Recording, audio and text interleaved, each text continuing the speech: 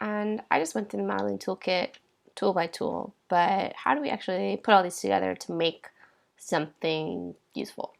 So for our homework today, we're going to have to make a chair, and I'll send out a picture of the type of chair that I want you to make. We'll have two options, one for an easy chair if you're feeling overwhelmed, and one for a slightly more difficult chair if you feel like you want to take on a challenge. So I'm not going to make a chair because I don't want you to just watch and copy me, but I will make something similar. I was thinking that I would make a shelf.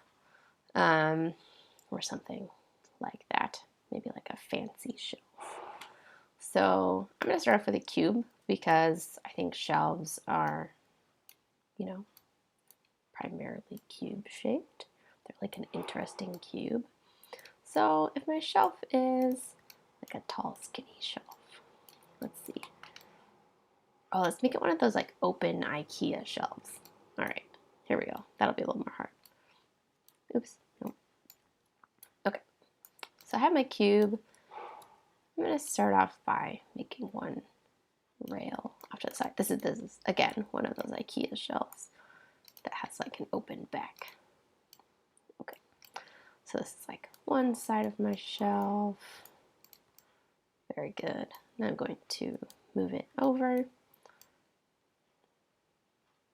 I'm going to duplicate this and move it equidistant on the other side.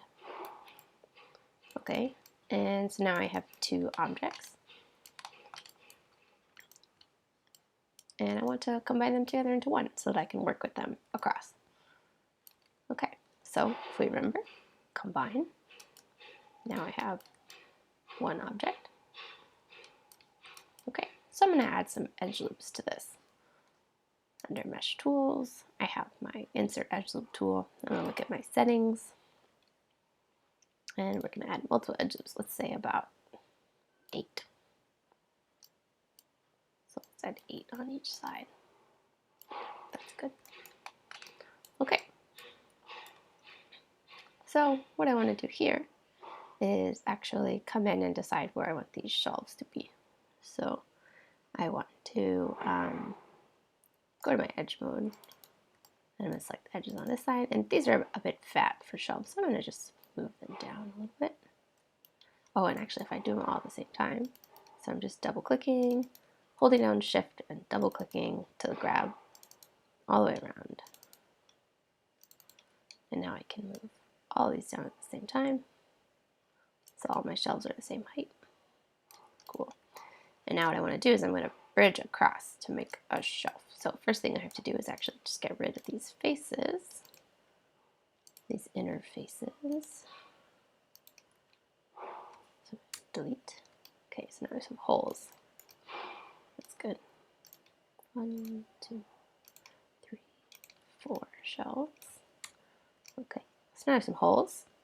And if we remember from the other video, there is a great tool for bridging across gaps. And there's a couple ways that we can do this, and I'm going to demonstrate each way. So let's see, down here. I'm going to use the very handy Append to Polygon tool. And I'm going to start over here and click over to here. Hit enter. Great, at the bottom of the shelf. So I'm going to hit G to redo that tool. I'm going to make the front of the shelf. So I'm just bridging across, hitting enter, G, bridging across, hitting enter. All right, let's do the back. Hit G one more time. I can actually go top to bottom on this one. Mix it up a little bit. Cool. So I have one shelf. That's a complete shelf. What's another way I can do this? If I double click around this, I can actually go to the modeling toolkit and hit extrude. And I'm going to just, all right, here's the thing that happens sometimes. You're like, what is going on?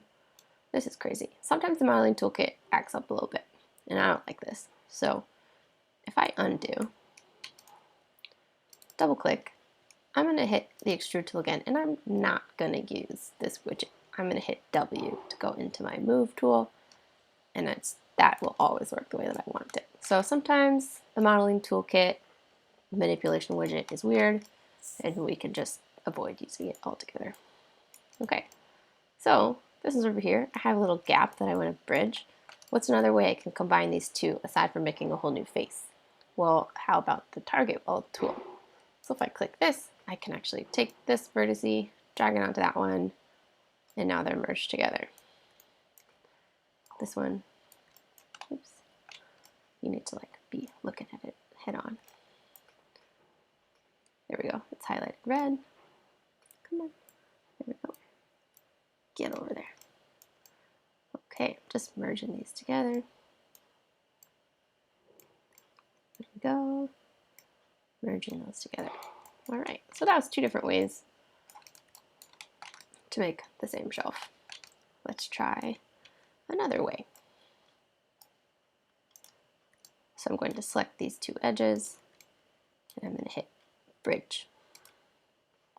And I don't want 5 divisions, I want 0 divisions. Cool, so that made a bridge across. Enter. I'm going to select these two edges, and I'm going to do the same thing again. So, but instead of hitting this button, I'm going to hit G. 0 divisions.